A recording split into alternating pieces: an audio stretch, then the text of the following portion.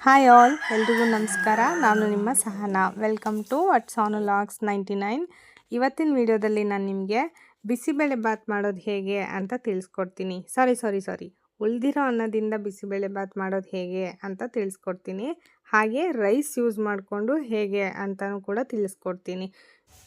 ಎರಡೂ ಕೂಡ ನಾನು ಈ ವಿಡಿಯೋದಲ್ಲಿ ನಿಮಗೆ ತಿಳಿಸ್ಕೊಡ್ತೀನಿ. ನಿಮ್ಮೆಲ್ರಿಗೂ ಬೇಸಿಕಲಿ ಗೊತ್ತಿರುತ್ತೆ, ಬೌಲ್ ಆಗುವಷ್ಟು ನೀವು ರೈಸ್ನ ತೊಗೊಂಡ್ರೆ 1 ಬೌಲ್ ಆಗುವಷ್ಟು ತೊಗರಿಬೇಳೆನ ತೊಗೋತೀವಿ.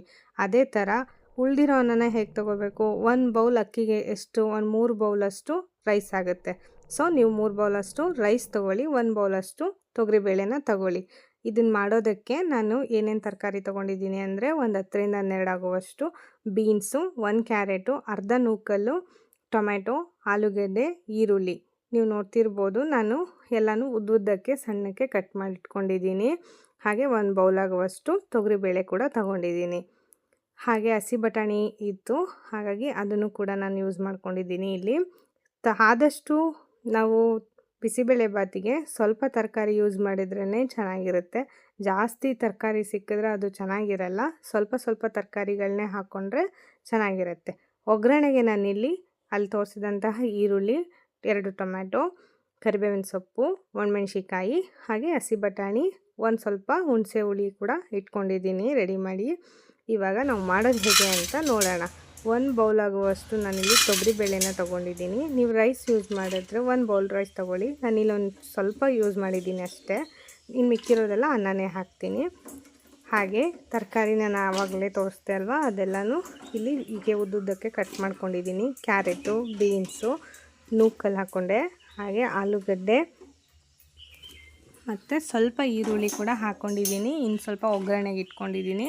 ಸ್ವಲ್ಪ ಹಸಿ ಬಟಾಣಿ ಕೂಡ ಹಾಕ್ಕೊಂಡಿದ್ದೀನಿ. ಇನ್ನು ಸ್ವಲ್ಪ ನೀವು ಒಗ್ಗರಣೆಗೆ ಹಾಕ್ಕೋಬೋದು. ನಾನು ಇವಾಗಲೇ ಹೇಳಿದೆ ಅಲ್ವಾ ಉಳಿದಿರೋ ಅನ್ನ ಅಂತ. ಅನ್ನನಲ್ಲಿ ಒಂದು 3 ಬೌಲ್ ಆಗುವಷ್ಟು ಅನ್ನ ಮಿಕ್ಕಿತ್ತು. ಸೊ ನಾನು ಅನ್ನನ ನೀರಲ್ಲಿ ಒಂದು ಸರಿ ನೀಟಾಗಿ ತೊಳ್ಕೊಂಡು ಹಾಕೋತಾ ಇದ್ದೀನಿ. ನೀವು ಅನ್ನ ಚೆನ್ನಾಗಿದೆ, ಬಟ್ ಒಂದು ಸರಿ ನೀವು ವಾಟರಲ್ಲಿ ಅದನ್ನು ತೊಳೆದು ಹಾಕ್ಕೊಂಡ್ರೆ ಬೆಟರು. 1 ಬೌಲ್ ಆಗುವಷ್ಟು ತೊಗರಿಬೇಳೆ, 1 ಬೌಲ್ ಆಗುವಷ್ಟು ಅಕ್ಕಿ ಅಥವಾ ರೈಸಿಗೆ ನಾನಿಲ್ಲಿ ಒಂದು 6 ಬೌಲ್ ಆಗುವಷ್ಟು, 6ರಿಂದ 7 ಬೌಲ್ ಆಗುವಷ್ಟು ನೀರನ್ನು ಹಾಕ್ಕೊಂಡಿದ್ದೀನಿ. ಹಾಗೆ ರುಚಿಗೆ ತಕ್ಕಷ್ಟು ಉಪ್ಪನ್ನು ಕೂಡ ಹಾಕ್ಕೊಂಡು ಲಿಡ್ನ ಕ್ಲೋಸ್ ಮಾಡ್ಕೊಂಡಿದ್ದೀನಿ. ಇದು ಒಂದು 2ರಿಂದ 3 ವಿಷಲ್ ಬರೋವರೆಗೂ ಬಿಡಿ. ಅದು ವಿಷಲ್ ಬರೋ ಅಷ್ಟರಲ್ಲಿ ನಾನಿಲ್ಲಿ ಸಪ್ರೇಟ್ ಒಗ್ಗರಣೆ ಹೇಗೆ ಮಾಡೋದು ಅಂತ ತೋರಿಸ್ಕೊಡ್ತೀನಿ. ಫಸ್ಟಿಗೆ ಒಂದು ನೀಟಾಗಿರೋಂತಹ ಬಾಣಲಿನ ತೊಗೊಳ್ಳಿ. ಅದಕ್ಕೆ ಒಂದು 2ರಿಂದ 3 ಸ್ಪೂನ್ ಆಗುವಷ್ಟು ಆಯಿಲ್ ಹಾಕ್ಕೊಂಡಿದ್ದೀನಿ. ಅದಕ್ಕೆ ಅದು ಸ್ವಲ್ಪ ಬಿಸಿ ಆದಮೇಲೆ ಜೀರಿಗೆ, ಸಾಸಿವೆ, ಹಾಗೆ ಈರುಳ್ಳಿ ಕಟ್ ಮಾಡ್ಕೊಂಡಿದ್ದೆ ಅಲ್ವಾ, ಒಂದು ದಪ್ಪ ಗಾತ್ರದ ಈರುಳ್ಳಿ, ಒಣಮೆಣ್ಸಿಕಾಯಿ ಮತ್ತು ಕರಿಬೇವಿನ ಸೊಪ್ಪು ಮತ್ತು 2 ಟೊಮ್ಯಾಟೊ, ಇದಿಷ್ಟು ನಾನಿಲ್ಲಿ ಹಾಕ್ಕೊಂಡಿದ್ದೀನಿ.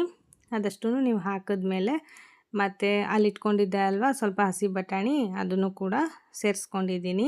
ಸೇರಿಸ್ಕೊಂಡು ಎಲ್ಲನೂ ನೀಟಾಗಿ ಸ್ವಲ್ಪ ಟೊಮ್ಯಾಟೊ ಎಲ್ಲ ಸ್ಮೂತಾಗಿ ಸ್ಮ್ಯಾಶ್ ಆಗೋವರೆಗೂ ನೀವು ಅದನ್ನು ಬಾಡಿಸ್ಕೋಬೇಕು.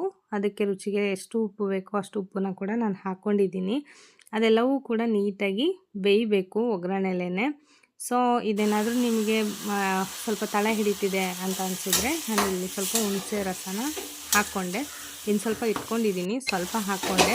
ಇವಾಗ ನೀವು ನೋಡ್ತಿರ್ಬೋದು ಫುಲ್ ಸ್ಮ್ಯಾಶ್ ಥರ ಆಗಿದೆ. ಇದು ಈ ಥರ ಆದಮೇಲೆ ನಾನು ಇದಕ್ಕೆ ಸ್ವಲ್ಪ ಒಂದು ಅರ್ಧ ಸ್ಪೂನ್ ಆಗುವಷ್ಟು ಅರಿಶಿನ ಪುಡಿ, 1 ಸ್ಪೂನ್ ಆಗುವಷ್ಟು ಅಚ್ಕಾರದ ಪುಡಿ, 1 ಸ್ಪೂನ್ ಆಗುವಷ್ಟು ಗರಂ ಮಸಾಲ, ಹಾಗೆ ಒಂದು 10 ರೂಪೀಸ್ದು ಬಿಸಿಬೇಳೆ ಬಾತ್ ಪೌಡರ್ನು ಕೂಡ ಹಾಕ್ಕೊಂಡಿದ್ದೀನಿ. ಈಗ ನೀಟಾಗಿ ಇದನ್ನು ಆ ಒಗ್ಗರಣೆ ಜೊತೆಲಿ ಮಿಕ್ಸ್ ಆಗೋ ಥರ ಮಿಕ್ಸ್ ಮಾಡ್ಕೊಳ್ಳಿ. ಇದು ಗಟ್ಟಿ ಆಯ್ತು ಅನ್ನಿಸ್ತಲ್ವ, ಇನ್ನು ಸ್ವಲ್ಪ ಹುಣಸೆ ಹುಳಿ ಇತ್ತು, ಅದನ್ನು ಕೂಡ ಮಿಕ್ಸ್ ಮಾಡಿಕೊಂಡು ನಾನಿಲ್ಲಿ ಅದನ್ನು ಸ್ವಲ್ಪ ಒಂದು ಕುದಿ ಬಂದರೆ ಸಾಕು. ಸೊ ಇದಕ್ಕೆ ಸ್ವಲ್ಪ ನೀರು ಕೂಡ ಹಾಕ್ಕೊಂಡಿದ್ದೀನಿ ನಾನು. ಈ ಕಡೆ 2 ವಿಜಿಲ್ಸ್ ಬಂದಿತ್ತು, ನೀವು ನೋಡ್ತಿರ್ಬೋದು ನೀಟಾಗಿ ಅದೆಲ್ಲ ಬೆಂದಿದೆ, ಇನ್ನೂ ಕೂಡ ನೀರಿದೆ. ಸೊ ನೀವು 1 ಬೌಲ್ ಈಕ್ವಲ್ ರೇಷಿಯೋದಲ್ಲಿ 1 ಬೌಲ್ ತೊಗೊಂಡ್ರೆ ನೀವು ಅದಕ್ಕೆ 6ರಿಂದ 7 ಬೌಲ್ ಆಗುವಷ್ಟು ನೀರು ಹಾಕ್ಕೊಂಡ್ರೆ ಸಾಕು. ಮತ್ತು ಅದನ್ನು ನಾನು ಮೀಡಿಯಮ್ ಫ್ಲೇಮಲ್ಲಿ ಇಟ್ಕೊಂಡು ಇನ್ನೊಂದು ಕಡೆ ರೆಡಿ ಮಾಡ್ಕೊಂಡಿದ್ದೆ ಅಲ್ವಾ ಮಸಾಲಾನ, ಅದನ್ನೆಲ್ಲನೂ ಹಾಕ್ಕೊಂಡಿದ್ದೀನಿ. ಹಾಕ್ಕೊಂಡು ನೀಟಾಗಿ ಮಿಕ್ಸ್ ಮಾಡಿಕೊಂಡು ಒಂದು 5 ನಿಮಿಷ ಅದು ಫುಲ್ಲು ಮಸಾಲ ಮತ್ತು ಈ ಅನ್ನದ ಜೊತೆ ಬೇಳೆ ಜೊತೆಲಿ ಬೇಯೋದಕ್ಕೆ ಬಿಡಿ. ಆವಾಗ ಒಂದು ಒಳ್ಳೆ ಟೇಸ್ಟ್ ಕೂಡ ಬರುತ್ತೆ ಅದಕ್ಕೆ. ಹಾಗೆ ಕೊನೆಯಲ್ಲಿ ನಾನು ಅದಕ್ಕೆ ಕಟ್ ಮಾಡಿ ಇಟ್ಕೊಂಡಿದ್ದಂತಹ ಕೊತ್ತಂಬರಿ ಸೊಪ್ಪನ್ನು ಹಾಕ್ಕೊಂಡಿದ್ದೀನಿ. ಮೇಲ್ಗಡೆ ನೀವು 1-2 ಸ್ಪೂನು ತುಪ್ಪ ಹಾಕ್ಕೊಳ್ಳಿ. ತುಂಬ ಒಳ್ಳೆ ಟೇಸ್ಟ್ ಕೊಡುತ್ತೆ ಬಿಸಿಬೇಳೆಬಾತು. ಈಗ ತುಂಬ ರುಚಿಯಾದಂತಹ ಬಿಸಿಬೇಳೆಬಾತು ಉಳಿದಿರೋ ಅನ್ನದಿಂದ ಮಾಡಿದ್ದು ಇದು. ನಿಜ ಹೇಳ್ತೀನಿ, ತುಂಬಾ ಟೇಸ್ಟ್ ಚೆನ್ನಾಗಿತ್ತಿದು. ಇದನ್ನು ನೀವು ಬೂಂದಿ ಖಾರದ ಜೊತೆ ಟೇಸ್ಟ್ ಮಾಡ್ತಾಯಿದ್ರೆ ನೀವು ಕಳೆದೋಗ್ತೀರ, ತುಂಬಾ ಚೆನ್ನಾಗಿತ್ತು. ಹಾಗೆ ತುಪ್ಪ ಕೂಡ ಹಾಕ್ಕೊಳ್ಳಿ, ಇದು ಒಂಥರ ಡಿಫ್ರೆಂಟ್ ಟೇಸ್ಟೇ ಕೊಡುತ್ತೆ.